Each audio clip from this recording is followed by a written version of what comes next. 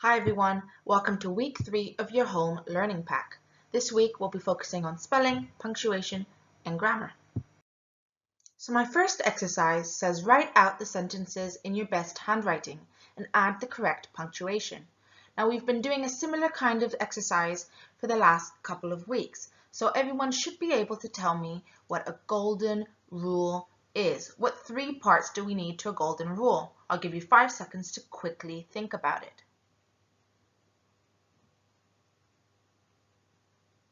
Okay, so for a golden rule, we need to remember to add our capital letters at the beginning of a sentence. We also need to remember to add finger spaces in between our words, and we should add punctuation at the end of our sentence, usually a full stop, but sometimes an exclamation mark or a question mark. The first sentence says, I woke up and saw a shoe on the ceiling. Now I need to remember to add my capital letter at the beginning of my sentence and add some sort of punctuation at the end. But what should I add? Should I add a question mark? I woke up and saw a shoe on the ceiling. No, it doesn't seem like a question. What about an exclamation mark? I could add an exclamation mark. However, the person saying this doesn't seem that excited. So I think I'll just add a full stop because this is just a plain sentence. I woke up and saw a shoe on the ceiling. Is there anything else missing? Now I can see 3 capital letters in the middle of my sentence, and I'm not sure why they're there. The only reason we should add capital letters in the middle of a sentence is when there is a name, but none of these 3 are names, so I don't need them. I'll cross all 3 out. And instead, I'll replace them with lowercase letters or the small versions of these letters, just like this. I woke up and saw a shoe on the ceiling. Well done. Lovely, so now I've finished with my first sentence. I'm going to have a look at my next sentence. What an amazing sight that was. So again, we need our capital letter at the beginning here. What an amazing sight that was. Now, what do you think we could put at the end? Would it be a question mark? I don't think so. What about a full stop? What an amazing sight that was. It could possibly be a full stop. However, I would put an exclamation mark in this one because whoever's saying it seems very excited about what they saw. What an amazing sight that was. Good. Is our sentence done? No, there's something else. This letter here. That should not be capital. It's not the name of a person. So we need a small t. Lovely. Let's have a look at our next sentence. The next sentence says, what can I do about all these wacky things? I need to make sure that I'm adding my capital letter, just like my golden rule says. And then I can tell that this is a question. So I'm going to have to add my question mark at the end of my sentence. Lovely. Now I'm going to read through my sentence again to see if there's anything else missing. What can I do about all these wacky things? The word I here in the middle of the sentence always needs to be capital, whether it's at the beginning, the end. If you have the word I, it needs to be capital. There's also another capital letter in the middle of my sentence. This one here. Now, does this need to be capital? No, it's not a name, so it should also be a small t, just like this. Now, like always, I've written out my sentences in my best handwriting, and I've made sure to include my ascenders, my descenders, my cursive handwriting, and my finger spaces. My next exercise says, can you complete the sentences with the appropriate conjunctions? Now again, we've talked about conjunctions all throughout the year, So hopefully you'll be able to tell me what a conjunction is and give me at least 3 different examples. I'll give you 10 seconds for that.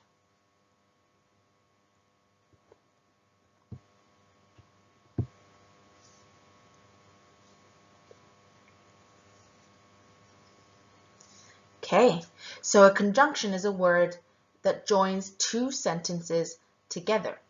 Now in my exercise, I already have my conjunctions there. Can you spot them?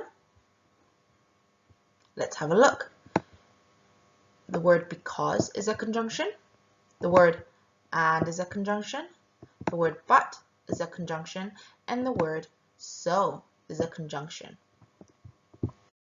So for my first sentence, we've already figured out that the word because is my conjunction.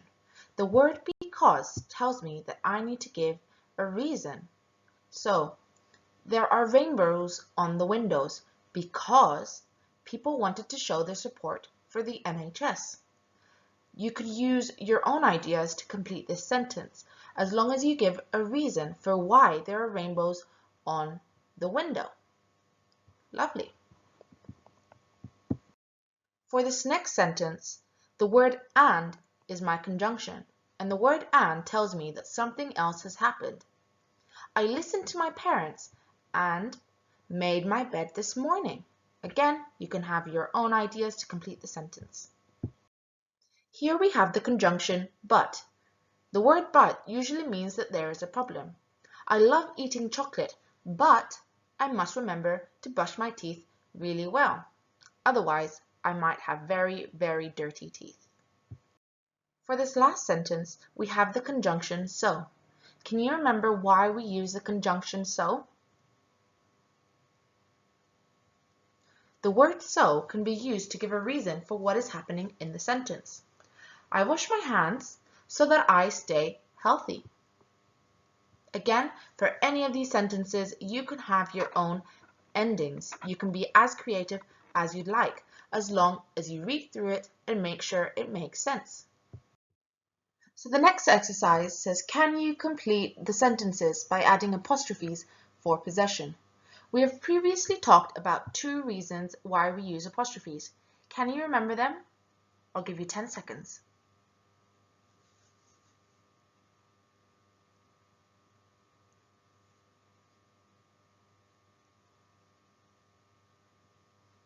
One reason is for possession, which is used to tell us that something belongs to someone. This is what we'll be talking about today. The other reason is for omission, which is when we put 2 words together and miss out some letters. We need to put an apostrophe where the missing letters are, but we'll talk about this more another time. So remember, today we'll be talking about apostrophes, but only for possession. We use these types of apostrophes when something belongs to someone. For example, a toy dinosaur might belong to a group of children. So we would say the children's toy dinosaur, and the apostrophe goes here.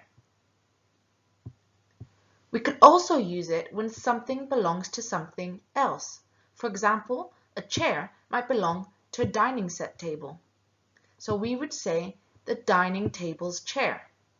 The apostrophe would go here. Now let's try to add the apostrophes for possession into these sentences. The boy's house was floating. The house belongs to the boy, so we add our apostrophe right here. Second sentence. I saw the man's shoe in the middle of the road. The shoe in this sentence belongs to the man, so we add our apostrophe here. Third sentence. The car's tires were missing.